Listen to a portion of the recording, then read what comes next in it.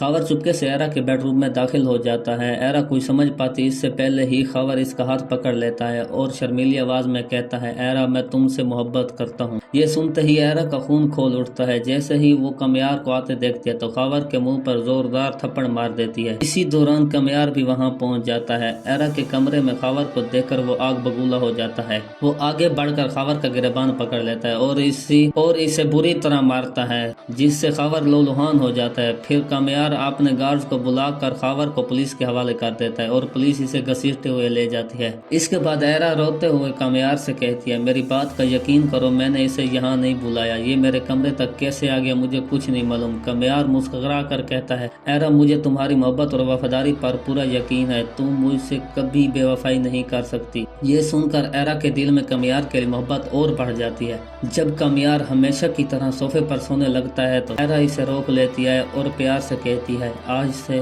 تم میرے ساتھ بیڈ پر سو گے، لیکن ہمارے درمیان تکیہ رہے گا۔ ایرا کی محبت دیکھ کر کمیار مان جاتا ہے۔ صبح ایرا اسے سمجھاتی ہے کہ وہ باقاعدگی سے دفتر جایا کرے اور وہ دفتر جانا شروع بھی کر دیتا ہے، مگر رات کو وہ فریا کے ساتھ نشہ کر کے گھر آتا ہے۔ یہ دیکھ کر ایرا برداشت نہیں کر پاتی اور اسے آخری وارننگ دیتی ہے۔ اگلے دن بھی کمیار نشے میں گھر آتا ہے۔ ایرا اسے سبق سکھانے کے لیے بڑا فیصلہ کر لیتی ہے۔ وہ سمجھ چکی ہوتی ہے کہ جو چیز آسانی سے مل جائے انسان اس کی قدر نہیں کرتا۔ وہ اپنا سامان پیک کرتی ہے اور ہسپتال کی طرف سے مستقل طور پر لندن جانے کا فیصلہ کر لیتی ہے۔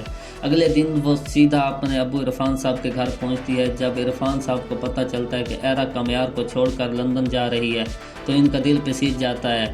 وہ اسے معاف کر دیتے ہیں۔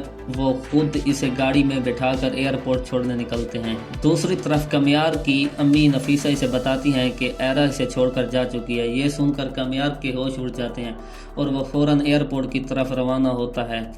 وہاں ایرا روتے ہوئے اندر جا رہی ہوتی ہے۔ کمیار بھاگ کر اس کا ہاتھ پکڑ لیتا ہے، معافی مانگتا ہے اور وعدہ کرتا ہے کہ وہ اپنی ساری بری عادتیں چھوڑ دے گا۔ اس کی بے بسی دیکھ کر ایرا کا دل پگھل جاتا ہے اور وہ اس کے ساتھ واپس گھر آ جاتی ہے۔